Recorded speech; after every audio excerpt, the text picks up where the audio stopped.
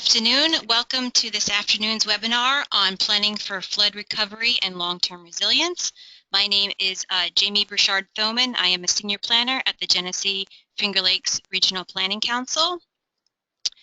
You should see that there is a handout available that you can download, which is the copy of the PowerPoint presentation. This webinar will last from approximately noon to 1 o'clock.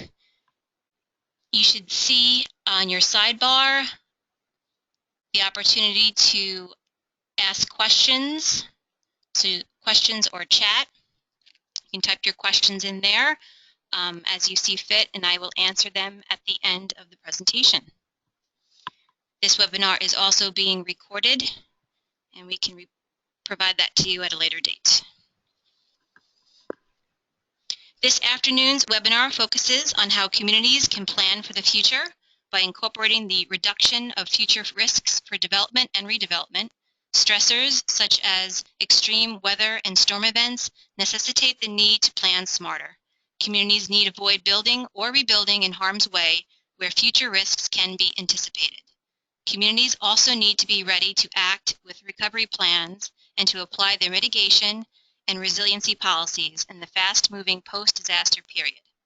The rapid change brought on by a disaster requires an equally rapid and adaptable post-disaster recovery process so communities are able to take advantage of opportunities to rebuild smarter by integrating mitigation into redevelopment. I'd like to begin with a summary of today's webinar's goals.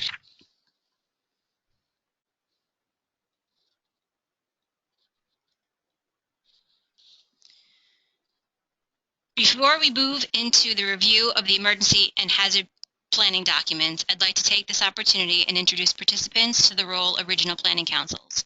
Genesee Finger Lakes Regional Planning Council is one of 9 locally created regional planning boards in New York State. We are located in West Central New York and bordered by Lake Ontario to the north, the Southern Tier region to the south, Syracuse and the Central New York region to the east, and the Buffalo-Niagara metropolitan area to the west. The New York State Association of Regional Councils represents 45 of the state's 62 counties. GFL-RPC was established in 1977 by a joint resolution approved by its 8 original member counties, including Genesee, Livingston, Monroe, Ontario, Orleans, Seneca, Wayne, and Yates. Wyoming County was admitted in 1986. The council was organized under Articles 5G and 12B of the New York State General Municipal Law, which recognizes intermunicipal cooperation. Regional councils do not have the power to tax or to regulate. Our primary program components include local, regional, and water resources planning, regional economic development planning, and a data, technology, and resource center.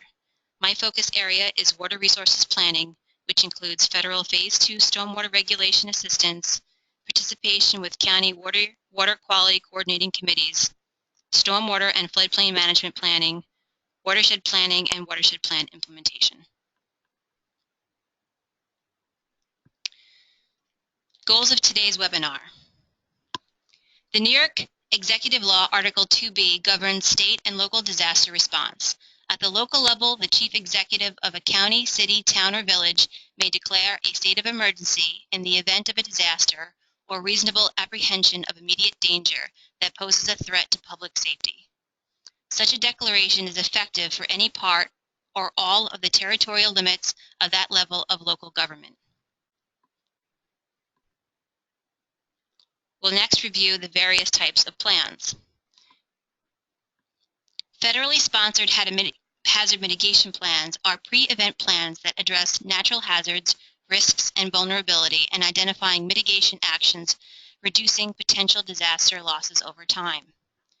Emergency Operation Plan identifies the departments and agencies designated to perform response and recovery activities and specifies tasks they must accomplish.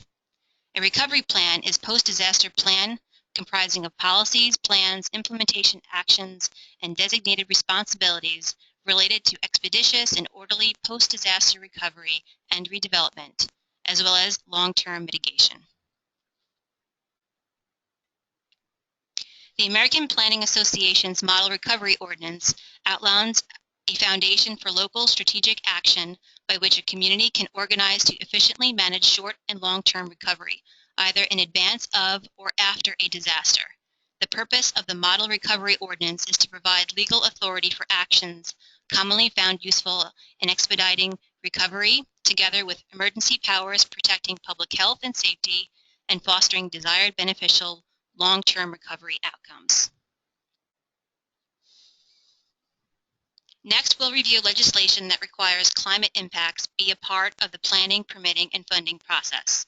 The New York State Community Risk and Resiliency Act advances a number of important recommendations of the New York State 2100 Commission, which Governor Andrew Cuomo convened after Superstorm Sandy to develop more resilient infrastructure systems across the state. The Community Risk and Resiliency Act requires state agencies to consider future physical climate risks caused by storm surges, sea level rise, or flooding in certain permitting, funding, and regulatory decisions. We'll also review a summary of land use audits aimed at resilience and examine the floodplain regulation ordinance and opportunities to increase resiliency by enacting regulatory standards that are more restrictive than the National Flood Insurance Program regulations. We'll also touch upon the CRS program as a tool for establishing performance metrics and for the purposes of flood resiliency can serve as a baseline for objective-related conditions that can be measured again in the future to determine if flood vulnerability has been reduced or efforts in flood recovery achieved. In New York State, the local chief executive, the county executive, town supervisor, village, or city mayor can declare a local state of emergency covering all or any part of his or her jurisdiction pursuant to Article 2B of the state executive law.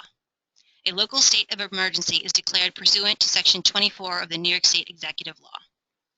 In the nation's system of emergency management, and contrary to what many local governments believe, the local government must act first to address the public's emergency needs. Depending on the nature and size of the emergency, state and federal assistance may be provided to that local jurisdiction.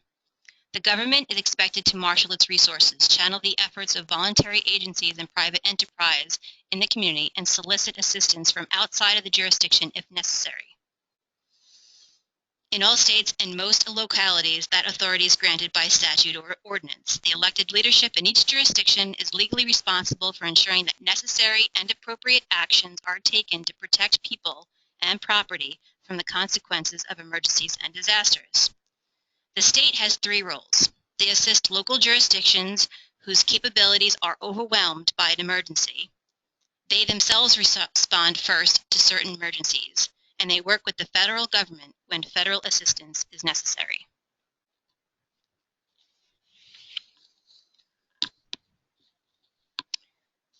So the mayor of a city or village, a town supervisor, the county executive, or county manager are considered local chief executives. Article 2B provides the local chief executive with additional powers in order to respond adequately to a disaster. A declaration of a local state of emergency provides legal protection and immunities for the local chief executive and local emergency officials when they make decisions and take actions to respond to disasters or emergencies. The local chief executive should consider declaring a local state of emergency when a dangerous situation is present or imminent and emergency officials are considering protective actions such as evacuation, emergency housing, or large-scale closing of roads.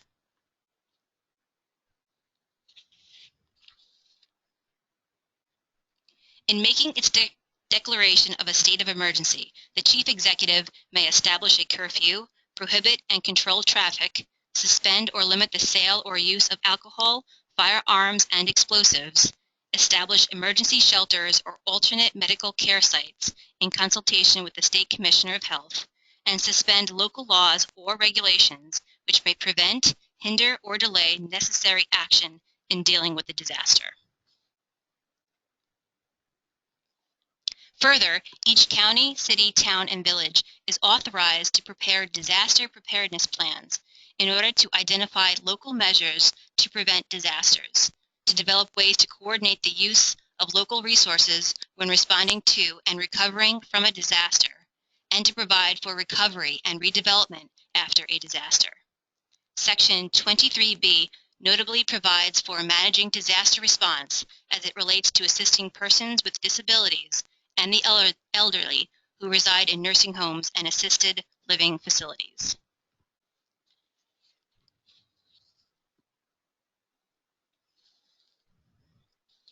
So now we'll move on to the first type of planning document. The Disaster Mitigation Act of 2000 amended the Stafford Act with two requirements for states.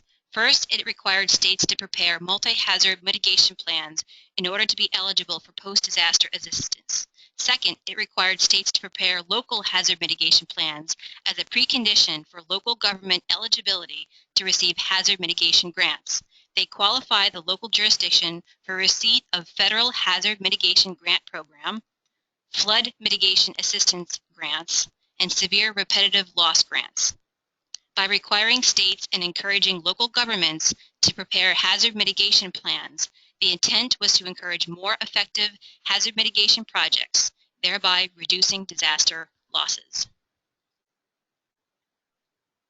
Characteristics and potential consequences of hazards are identified in the Hazard Mitigation Plan, along with what geographic areas different hazards might impact and what important people, property, or other assets might be vulnerable. Based on an understanding of risk, the community then determines what their priorities should be and develops long-term strategies for avoiding or minimizing the undesired effects of the disaster.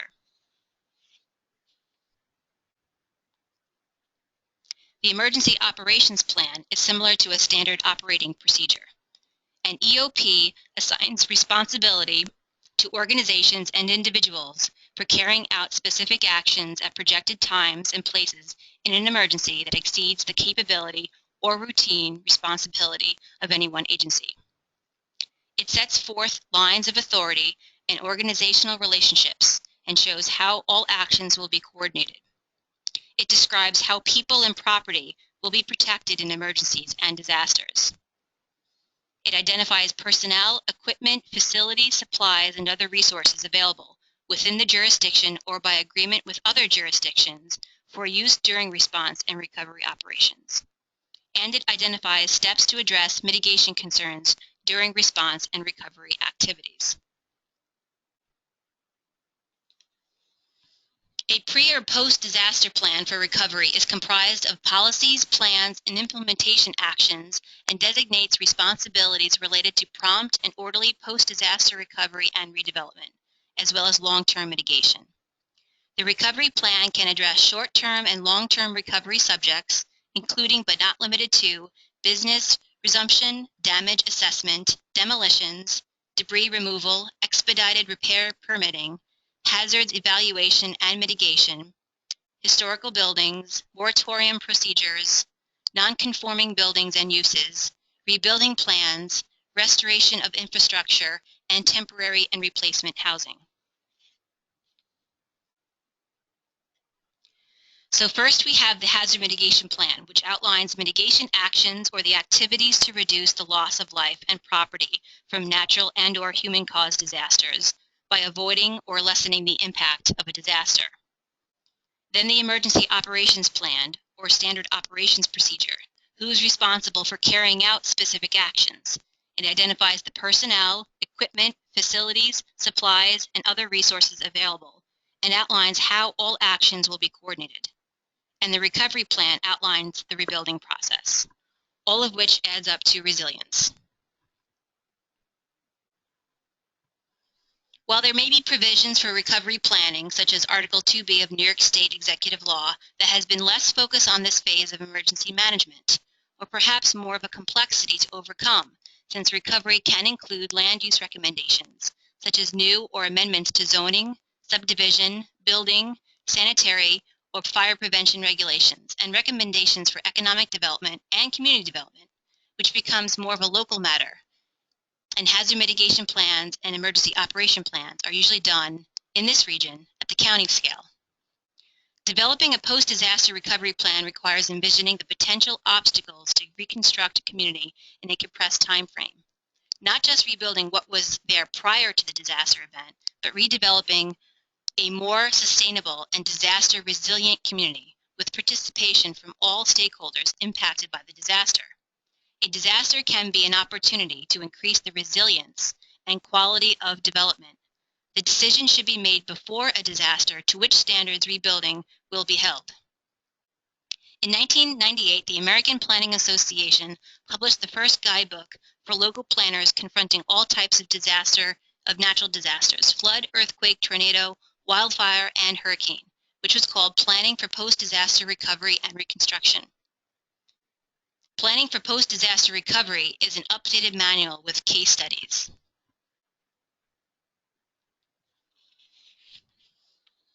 Long-term recovery planning is similar to comprehensive planning in the breadth of topics that must be addressed, such as land use, infrastructure, and housing. Many different aspects of a community may have to be simultaneously restored or redeveloped, since each is dependent upon the others. All, however, should somehow revolve around a seventh concern: hazard mitigation, which should occupy a central role in any recovery plan. I'm going to focus on land use and reconstruction standards for the purposes of floodplain management, regulation, and resiliency. Addressing land use and reconstruction standards will almost certainly be the most controversial component of the recovery planning process, but it could also be the most substantial in working towards a goal of community betterment. Land use policy considerations are typically complex and include several key considerations with regard to recovery, such as timing of reconstruction, quality of reconstruction, and redevelopment patterns. Here are some issues to consider. Number 1. Actions should be undertaken as soon as possible to clarify exactly what policies and codes will be enforced during rebuilding, because a sense of certainty of what will be allowed before a disaster will lead to a smoother rebuilding process. Slight variations between different codes related to rebuilding standards could slow down recovery by making it more confusing for property owners to determine what they are allowed to build back, and for staff to ensure they are enforcing the correct standards. For example, in New York State, code enforcement officers are enforcing the New York State Uniform Fire Prevention and Building Code and Property Maintenance Code of New York State. Yet local governments have local chapters on unsafe buildings, building and development, fire prevention and building construction, flood damage prevention, and zoning. So making sure local codes match up accordingly with state codes is very important. Number 2, speed of permitting and inspection processes are important to the success of disaster recovery. Subjective decisions will slow the process and require more staffing. Inconsistent decision-making could jeopardize citizen confidence in government processes. If exact requirements can't be written into the policy or code, then provide for the ability to make emergency blanket variances after a major disaster and make the plan for emergency variances known pre-disaster for property owners' expectations. Does your community have a draft moratorium law? Moratoria and other forms of interim zoning controls are often needed to freeze development until a satisfactory final plan or regulations are adopted. The moratorium may be general, imposing a ban on all development approvals throughout the community, or specific to one land use or to a particular zoning district. For example, a moratorium can halt the review of projects currently before boards, acceptance of new development applications, site plan, subdivision, special permit, and/or issuance of water and sewer connection permits. Local officials in communities that participate in the National Flood Insurance Program must determine whether proposed work qualifies as substantial improvement or repair of substantial damage. If work on building constitutes substantial improvement or substantial damage, then structures must be brought into compliance with NFIP requirements for new construction, including the requirement that the lowest floor be elevated to or above the base flood elevation. And in New York State, with the residential building code, that's +2. So reviewing local codes for consistency with the National Flood Insurance Program's definition of substantial damage, which is the cost of restoring the structure to its before damaged condition, would equal or exceed 50% of the market value before the damage occurred. Some communities may have a definition of a non-conforming use, which means a structure may not be renovated or structurally altered to an extent exceeding a certain percentage of the market value of the building. So make sure local codes are also not conflicting. The last 2 points to consider: will rebuilding be allowed in areas or prohibited in others? And has a value been established for public acquisition of private property? Will be examined through the next example project. We are looking at the National Flood Hazard Layer, which is a digital database that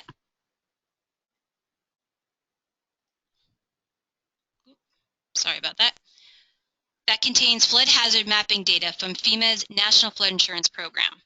This map data is derived from flood insurance rate map databases and letter of map revision. The National Flood Hazard Layer is for community officials and members looking to review effective regulatory flood hazard information in a geographic information systems application. And as you can see, basically Monroe County has this digital layer available, as well as perhaps a small portion of the village of Victor and southern Livingston County. Livingston, Ontario, and Genesee counties do have online geographic mapping that show freshwater wetlands and flood hazard areas, although when overlaid with the tax parcel and property data generated by the county, these regulatory mapping boundaries exhibit a margin of error. Just FYI. So in this particular example, thinking about rebuilding in certain areas or prohibiting in others, as well as public acquisition, we see a community with a substantial amount of development in the floodplain. The red hatched area is essentially the floodway, and the blue areas are the 1% annual chance flood of the 100-year flood plain. So from the blue across the red to the other side is the regulatory floodplain. The floodway is essentially the channel of the river or the watercourse. It is the most dangerous part of the floodplain, and as you can see, there is a substantial amount of development in that floodway area. The orange areas are the 0.2% annual chance, or what has been commonly known in the past as the 500-year floodplain, and only the regulations for floodplain development apply to the 1% chance area and the floodway areas, not the 0.2% chance. So thinking about rebuilding in certain areas or prohibiting development in others, as well as public acquisition, this particular example shows why sitting down as a community and examining areas of the community that are in dangerous or high hazard areas, and if should there be a disaster and redevelopment occur, the question is, do you want to rebuild in the same way as you had done previously? And so in this particular example, again, it appears there could be either commercial or multi-family housing in that dangerous area of the floodplain.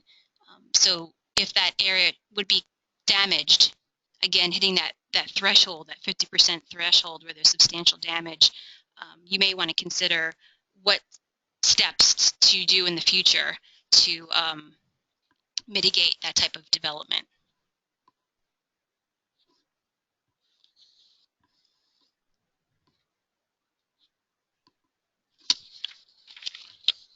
Long-term recovery planning is similar to comprehensive planning in the breadth of topics that must be addressed, such as land use, infrastructure, and housing. However, instead of setting goals and policies for 10 to 20 years of incremental community development, the recovery plan is intended to restore and redevelop the community in a compressed time frame from a few years to ideally no more than 10. There are opportunities to include a recovery component in a locally adopted comprehensive plan via the natural hazard or safety element. This element may include proposed long and short-term hazard mitigation goals, policies, and actions, enhancing long-term safety against future disasters. There are also opportunities to include recovery and local codes, which we'll discuss later in the presentation. Overall, a community can take on other tasks if the capacity for developing a recovery plan is insufficient.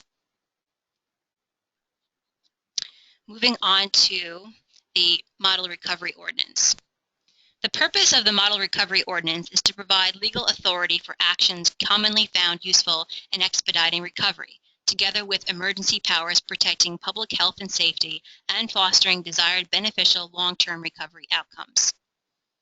This is a project briefing paper available through American Planning Association about the Pre-Event Recovery Ordinance that can be used alone or alongside the publication Planning for Post-Disaster Recovery.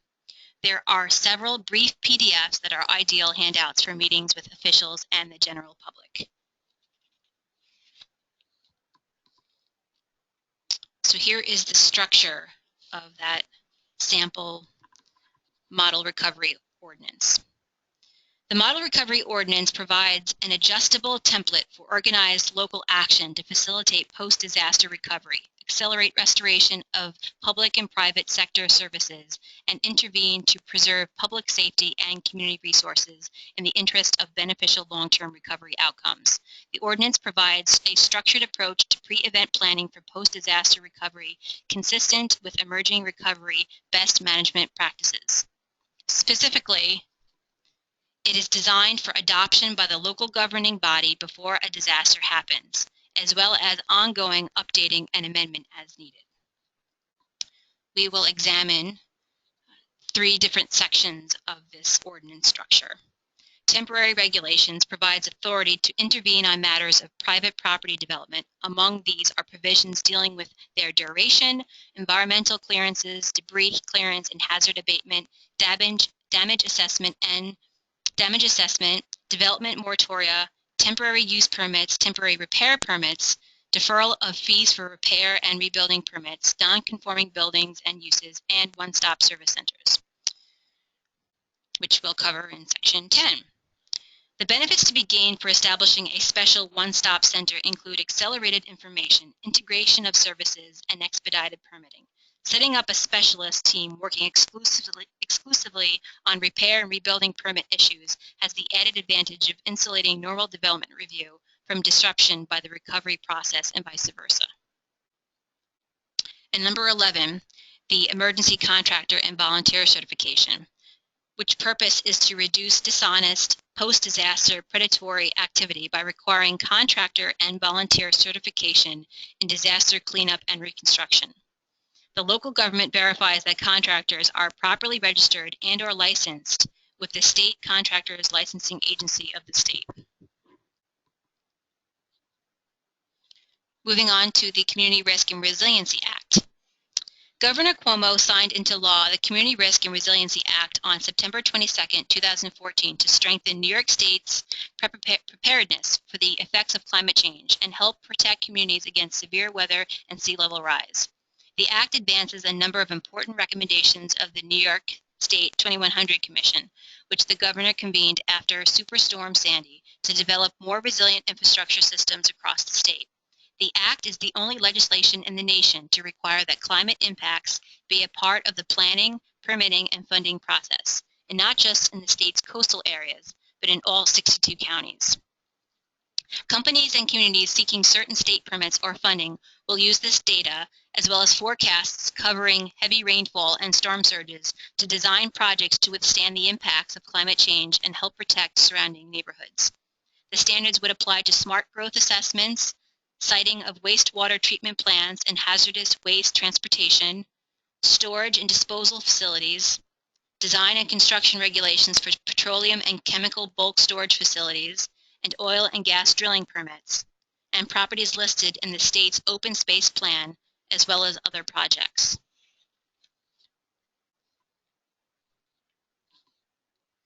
So it looks like many communities are looking to the future and planning for resiliency, and we have discussed many local disaster management tools, such as the Recovery Plan and Ordinance. It may seem overwhelming, but perhaps one of the best places to start is by conducting a land use audit, and here are several tools that I've researched. The Safe Growth Audit is a proposed technique to improve safety from natural hazards during urban growth and development. There are no actual applications yet. However, it is possible to illustrate how such an audit might work by imagining it being applied in an existing situation where community growth faces significant hazards. The second is the Resilient Community Scorecard, which is made up of 12 checklists on topics ranging from energy to land use to business development. Each checklist has a series of questions. The Flood Resilient Checklist can help communities identify opportunities to improve their resilience to future floods through policy and regulatory tools, including comprehensive plans, hazard mitigation plans, local land use codes and regulations, and non-regulatory programs implemented at the local level. The Climate Smart Resiliency Planning tool is for the municipal staff to work collaboratively across departments to recognize the opportunities to enhance community resilience in existing documents and to begin to create a set of integrated planning documents that identify vulnerabilities, assess risk, and mitigate hazards. This is a New York State DEC document. Lastly, the Coastal Resilience Index is a self-assessment. The summary will help calculate the Resilience Index. The Resilience Index used in this self-assessment will be defined as low, medium, or high. The rating will provide an idea of how long it may take your community to provide basic services and reoccupy homes and businesses after a disaster. So we can briefly take a look at each of these land use audits. The first one is the Safe Growth Audit, which again is very basic. You're looking at the entire scorecard and it just simply asks yes or no questions. The second is the Resilient Community Scorecard, which is a little bit more in depth and has points awarded here as in 3, 2, or 1. The Flood Resilience Checklist again helps communities identify opportunities to improve their resilience to future floods. And there are 5 different elements to the Flood Resilience Checklist. It does have an accompanying report called Planning for Flood Recovery and Long-Term Resilience in Vermont. And this report provides ideas for how to begin implementing these various approaches. This right here image is from the Climate Smart Resiliency Planning tool, which is again the DEC, and it's pretty basic with yes or no. And the last is the Coastal Resilience Self-Assessment, which looks a little bit more in depth. And an idea would be to have perhaps if a municipality has a conservation board, perhaps having them conduct this type or using one of these tools to conduct a land use audit might be helpful information to provide to planning boards and ZBAs, as well as municipal staff. Moving on to the regulatory environment. Many, if not most, communities in the National Flood Insurance Program have enacted a separate ordinance that includes all of the NFIP regulatory requirements, usually based on a FEMA or state model. Federally backed flood insurance is available to property owners once a community adopts and enforces floodplain management regulations. This is a good place to start in terms of local codes and the ability to increase resiliency. The advantage of having one ordinance that contains all floodplain development standards is that developers can easily see what is required of them, and FEMA and the state can easily see if your community has adopted the latest requirements. As addressed earlier, the disadvantage to a separate ordinance is that it may not be coordinated with other building, zoning, or subdivision regulations. Some communities have found that by adopting a standalone model, they adopt standards that are inconsistent or even contrary to the standards in other regulations. So ensuring consistency is the first step in establishing resiliency at the local level.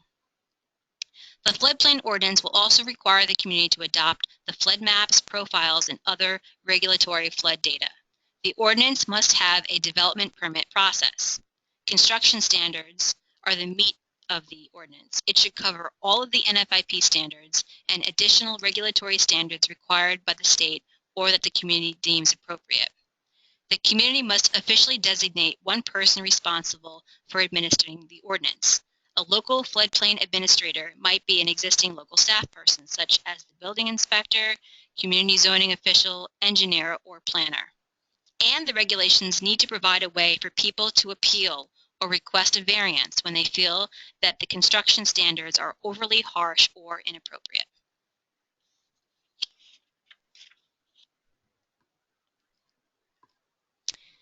There are ways, however, to increase the resiliency of the flood damage prevention ordinance by increasing its higher regulatory standards. So I'm going to go through a few solutions or things that a community can do to not only increase their resilience, but to essentially beef up their existing flood damage prevention ordinance. The first is freeboard, which again is a factor of safety expressed in feet above a flood level for purposes of floodplain management. As I mentioned earlier, the New York State Residential Building Code requires a 2-foot freeboard. Freeboard is not required by NFIP standards, so essentially New York State has more restrictive standards, which is a good thing. Freeboard also results in significantly lower flood insurance rates due to lower flood risk. What a community might want to do is to stipulate that 2-foot freeboard requirement in their local codes, even though it's already mentioned in the New York State Residential Building Code. Another idea is to lower the substantial improvement threshold. As I mentioned earlier, again, the substantial improvement or substantial damage ratio is the cost of work to the market value, which equals or exceeds 50%. So instead, you could lower that to perhaps 30%. A community may wish to decrease the 50% threshold to a lower number of the building's value to determine when substantial improvement or substantial damage requirement takes effect. The purpose of this is to bring more non-compliant structures to current NFIP construction standards.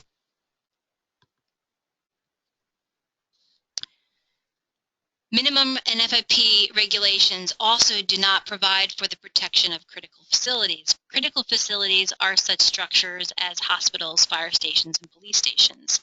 As long as they are built according to the NFIP construction standards, they are allowed to be built anywhere. However, a local municipality may want to look at increasing their flood damage prevention ordinance and require further protection of critical facilities and not allowing them to build in the 100-year floodplain of that 1% chance.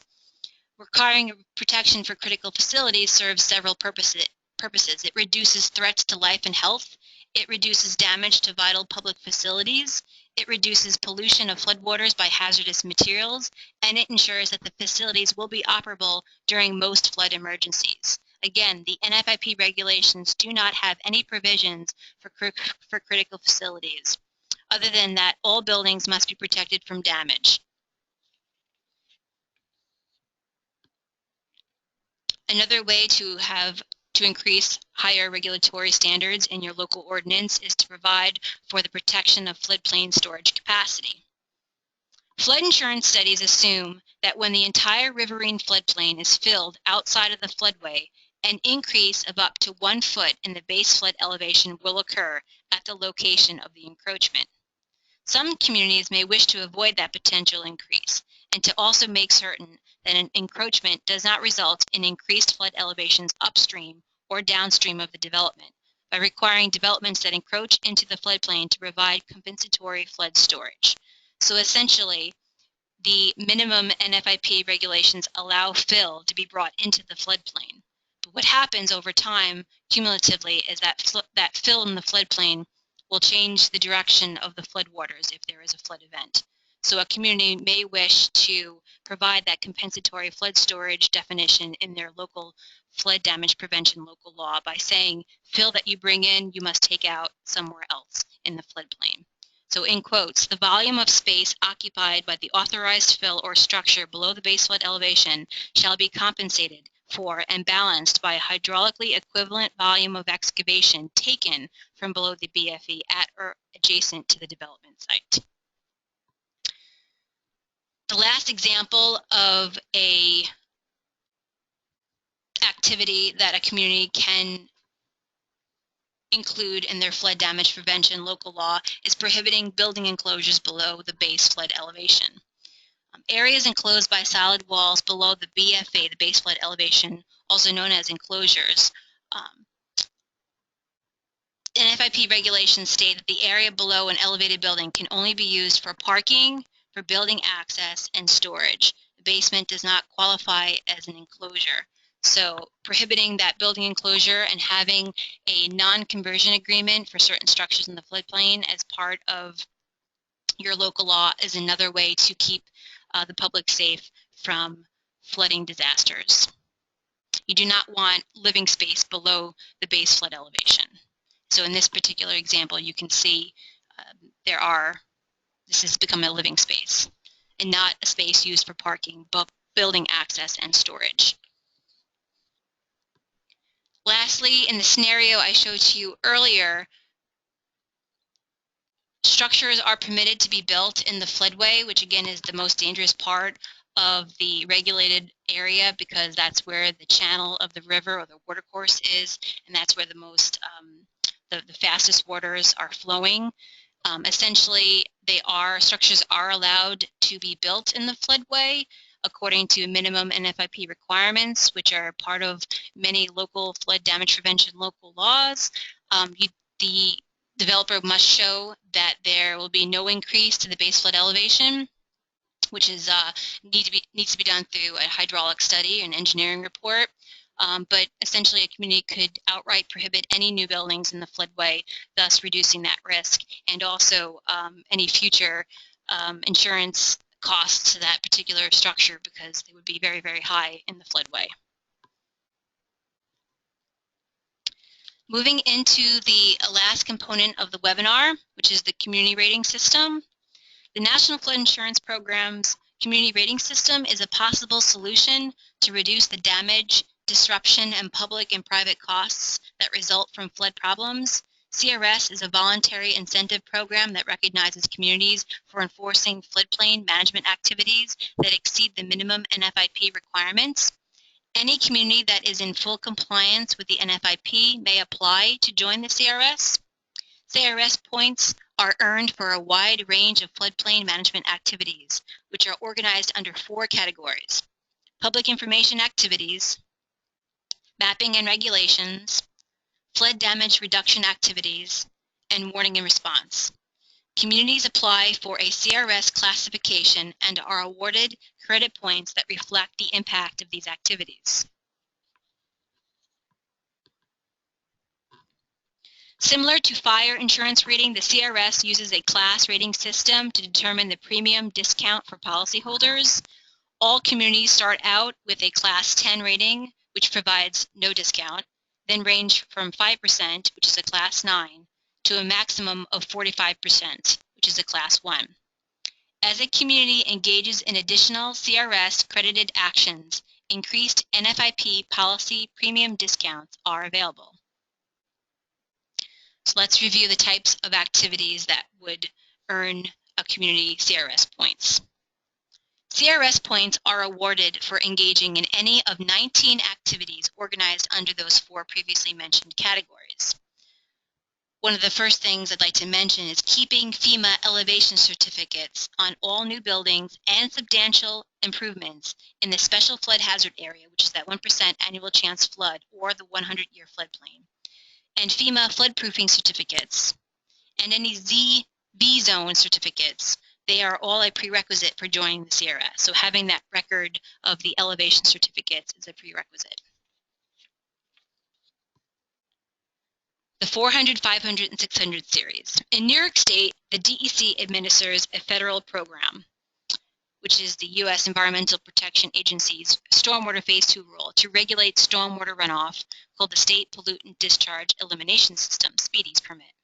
Certain cities, towns, villages, and counties, and other types of public and quasi-public government units that own or operate small-scale storm sewer systems that discharge into New York State waters have been designated by DEC as Municipal Separate Storm Sewer Systems, MS4s. MS4s are required to establish local control of stormwater impacts during and after construction and provide enforcement against illicit discharges. Thus, MS4 requirements can result in many CRS credits, likely Activity 450 shown on your screen, which is stormwater management, and Activity 540, which is drainage system maintenance. Hazard Hazard mitigation planning can also generate CRS credits. Hazard mitigation plans prepared to qualify for FEMA's hazard mitigation grants that are accepted by FEMA can receive some credit under Activity 510, which is floodplain management planning. A community can obtain the current and potential dollar savings for all 10 classes from its ISO CRS specialist. The ISO CRS specialist is an employee of the Insurance Services Office, FEMA's CRS management contractor. The name and telephone number of the ISO CRS specialist for each state are listed on the CRS Resources webpage, which is crsresources.org. So what you're looking at right here is a cost-benefit analysis for a community in our region. It helps determine cost savings to flood policyholders versus administration of the local program via the overall tax base. So for instance, for this particular community, they have 44 policies in force. So if you look at the top left-hand part of the screen, PIF is policies in force. So there's 44 flood insurance policies in that particular community. If that community was interested in participating in CRS and wanted to enter at that first class, at class 9, the total savings for those 44 policyholders would be $2,112. To think about how much manpower or local capacity resources it would take to comply with the standards for being assessed class 9, you would basically do a cost-benefit analysis. Are you saving the community more money, or are you spending more money to administer the program? So on and so forth. As you go to a class 8, you would save the community $4,000. Class 7, $6,000, and on and on and on. Wherever a community would feel comfortable administering that CRS class and what the potential dollar savings to the community might actually be a good method to determine if CRS is a good program for your community. You can get this information from the state coordinating agency for the NFIP, which in New York State is DEC, or you can ask me. Another thing to consider if interested in participating in the CRS program is that there are uniform minimum credit available to communities in New York State for a lot of activities that are already being done via state mandates. So for instance, there are requirements for developers or sellers to publicize or disclose the flood hazard on their properties, and that this is credited under Activity 340, or the flood hazard disclosure. Complying with the State Pollutant Discharge Elimination System, the SPEEDI's general permit for construction activities may award communities with points for erosion and sediment control and for water quality regulations. Credit for state-mandated erosion and sediment control and water quality are given for Activity 450 and is provided only if the state mandate exceeds the requirements for the National Pollutant Discharge Elimination System permit. New York SPEEDI's construction MS4 permits contain requirements that are more stringent than the federal requirements, in particular the requirement to implement green infrastructure. So that is another area of opportunity for existing communities. Not just MS4, because all communities all developers have to comply with the construction activities through the construction permit, which is 1 acre or more of soil disturbance. Section R406. Well, there are components in the Residential Building Code of New York State which also provides uniform minimum credit for communities. A few are the 406, which discusses foundation waterproofing and damp proofing. Damp proofing is required for all foundation walls that retain earth and enclose interior spaces and floors below grade from the top of the footing to the finished grade. Waterproofing is required in areas where a high water table or other severe soil water conditions are known to exist. And last, and of course, the freeboard requirement, which is in section R324.1.3.3, the 2+2. And lastly, the New York State Dam Safety Program provides up to 45 points. Credit is provided to all communities that would be affected by a flood from the failure of a high hazard potential dam. This must be documented with a description and a map. And right here is the process if a community is interested in applying to the CRS program. First, you would inform DEC or FEMA of the interest. Then you would provide FEMA with a letter of interest signed by the chief elected official. That letter of interest can be provided by DEC. DEC or FEMA will conduct a community assistance visit to see if you meet the minimum requirements. Essentially, are you doing all you can already with administering your flood damage prevention local law or your NFIP minimum standards? And lastly, if you make it through that third level, it would go on to the Federal Insurance Administration for approval.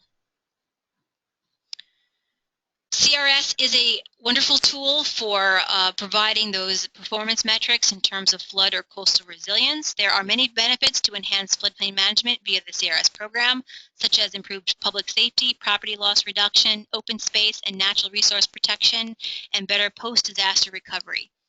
CRS also provides, again, that measure of performance, and for the purposes of flood resiliency, serves as a baseline for objective-related conditions that can be measured again in the future to determine if progress has been made towards reducing flood vulnerability, and as a way to measure the disaster recovery process. So if a community is enforcing its minimum flood development regulations and has a compliant floodplain management program, CRS is a great tool to build the program and increase resiliency because it is a national program with readily available guidance documents, worksheets, tools, and other resources. By building up its floodplain activities, a community will be better able to bounce back or return to normalcy after a flood disaster.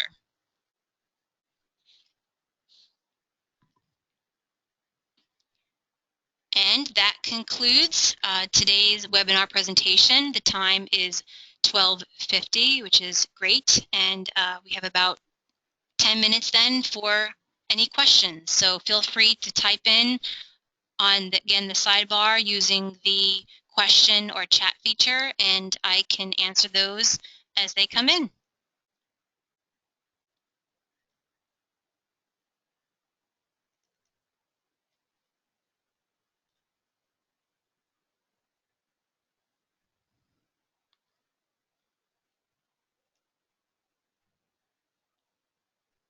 I do have someone asking about receiving continuing ed credits for participating in this webinar. What I can do is you will receive a survey at the end of the webinar, and I can also provide a certificate or example of or sample of registration for this webinar. So if you would like to have that, just email me or call me and let me know. My email is jbreschard@gfl.org.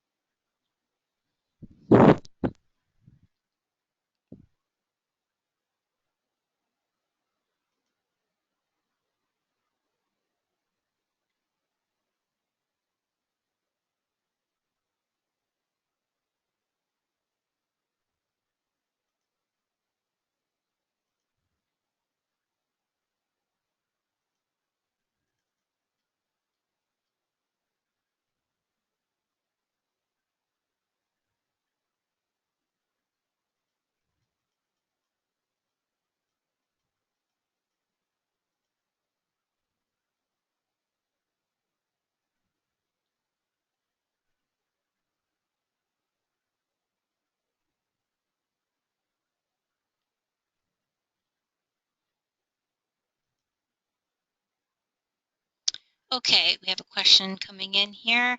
Where is the best place to find floodplain information? Well, it depends on where you live. I know, again, as mentioned earlier, Monroe County has their flood hazard maps are available online, and it's through that tool that I mentioned earlier, the National Flood Layer. Let's see, there's a web address. The National Flood Hazard Layer, the GIS, an ArcGIS online portal. That way you can look up exactly the flood information for that community. You can see the floodway, the 1% annual chance, the 0.2% annual chance floodplain. If your community does not have the availability of that type of digital mapping, the best thing to do would be to check with your local municipality, which has a copy of paper maps. Also, I believe there is a feature, if you just Google for the FEMA Map Center, you can also search for location, and you will get a copy of the paper map. So you will not be able to see any of the underlying base information like building footprints or infrastructure like roads, but you will get a digital copy of the paper map itself. So again, you can go on to the FEMA Maps Center and just use a search engine to get that that web address, and then you can search by address, and you should be able to get a copy of the paper map. And that's probably the best place to start, is to look at the maps, even though obviously in most places in this region they're probably 20, 30 years old. It is the regulatory tool that is what the community is enforcing in terms of the regulatory requirements of floodplain development. It is based on that map. So until we get new maps, that's the law of the land. Again, so check with your town or village hall, or again, you can go online to the FEMA Map Service Center and get a copy of that map itself and start there.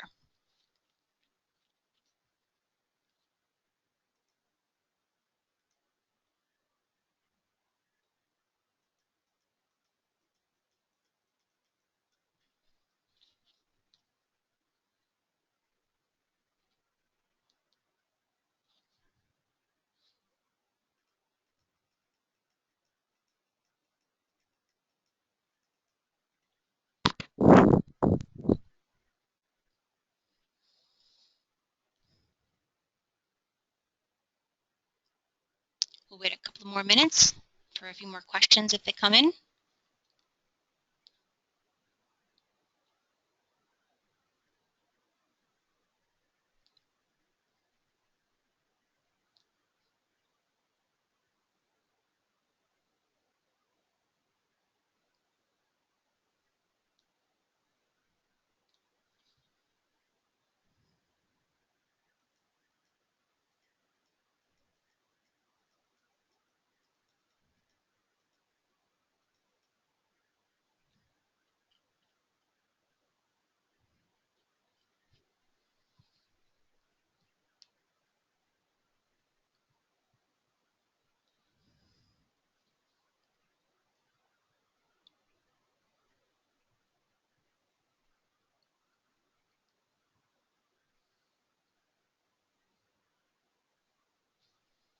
Okay, we have another question.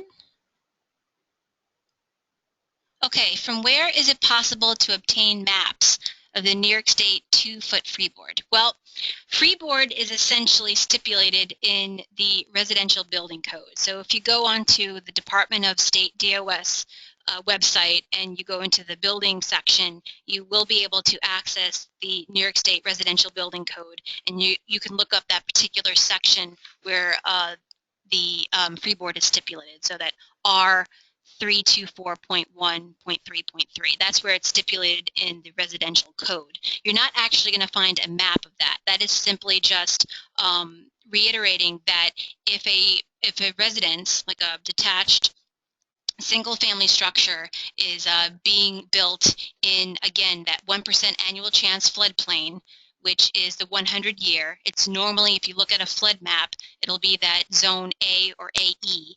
If a residential structure is to be built in that particular flood zone, then the requirement is that the lowest floor be elevated 2 foot above what the base flood elevation is. Again, that's unique to New York State, that requirement. That also pertains to utilities of the structure, mechanical, electrical, things of that nature need to be brought up 2 foot above the base flood elevation, which is provided on the flood hazard map, which again you can find at your municipal hall, or again you can go into the FEMA Map Service Center and make yourself your own little, what they call a fermet, and you can see where that is.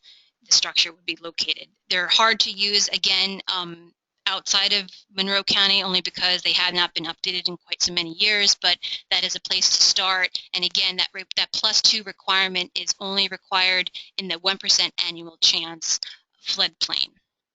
And that is a process that you would go through, again, to the building permit process when you go to the municipal hall and start that process for the building permit. You would work with the floodplain administrator on what their permit requirements are for a building.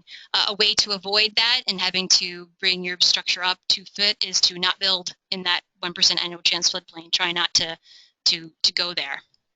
That's my advice. It's also, again, I just want to, insurance is going up. I didn't really have time in the presentation today to talk about the impacts of flood insurance, but a lot of structures that were built before the flood hazard maps were adopted in your community are receiving a subsidized insurance rate. Those rates are going to go away, essentially because the National Flood Insurance Program is bankrupt because of such storm events as Sandy and Irene and Lee, and essentially the program needs to become more sustainable. So a lot of those pre-firm structures, again, if the flood hazard map was made in your community or adopted in your community by 1980 and your structure was built in 1965 and it's in a floodplain, then essentially you're paying a subsidized flood insurance rate. Well, those rates are going to be going away, and they're kind of going through that right now with the insurance industry, and they have a particular time frame for when that subsidies will be going away. It's 5% reduction or 10% over time. So the best advice I can give to communities is, if at all possible, to try not to build in the floodplain, only because those insurance requirements, even for new structures, are just going to continue to go up, and it's going to be very hard to sell structures. And again, you're required to carry flood insurance if you have a federally backed mortgage, and maybe you might not carry a mortgage anymore, but if you want to sell your property, and 9 times out of 10 a particular they're going to want to purchase the structure, and they're going to use lenders to acquire that. It's going to be cost prohibitive to do so. So again, my recommendation for communities in going forward is to try to really try to keep the development out of the floodplain if at all possible, just because of public safety and allowing the floodplain to do what it naturally needs to do, as well as for just long-term costs for homeowners, which are just going to continue to go up.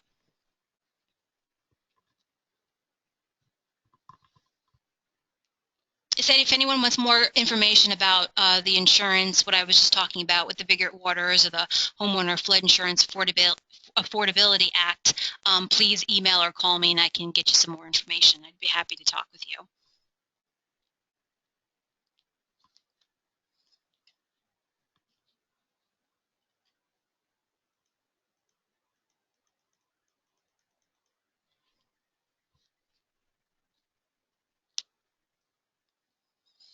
Okay, well, it is 1:04, and to be respectful of everyone's time, we'll conclude this webinar. An email will be sent with a survey. Please provide your feedback. We are looking to do more of these webinars in the future, so just let us know what types of subjects would be of interest to you, and especially for continuing ed credits for planning and ZBAs, this type of service would be very beneficial. So just let us know how we can help, and send any more questions or phone calls along to me. And I believe a copy of the presentation has been provided, and I believe a recording can also be provided for those who were not able to be here today, and you can share with your constituents. Okay, thank you very much. Have a great rest of the afternoon, and I look forward to doing more of these in the future. Thank you.